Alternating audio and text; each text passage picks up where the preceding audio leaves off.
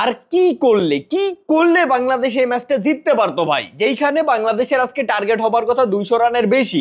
বাংলাদেশি বোলাররা সেখানে এত দারুণ কামব্যাক দিয়ে টার্গেট নিয়ে আসলো 150 রানে।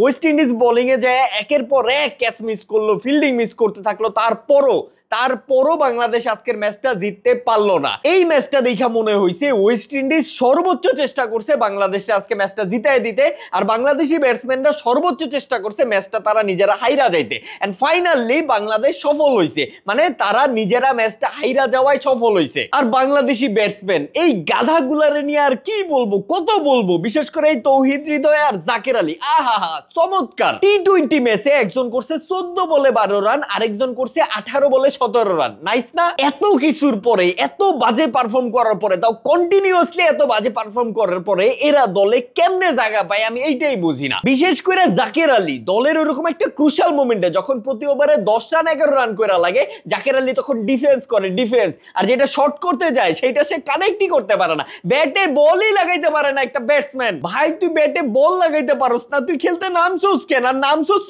তুই যখন দেখতাছস তুই পারতাছস না, তুই স্ট্যাম্পে বাড়ি দিয়া উঠা যাইতি, তুই ম্যাচটা কেন হারাইলি? জাকের আলী আর তৌহিদ হৃদয়ের উচিত এই ম্যাচের পরেই টি-20 থেকে রিটায়ার্ড ঘোষণা করা। টি-20 টও বুঝে না, এরা টি-20 খেলতে আসছে।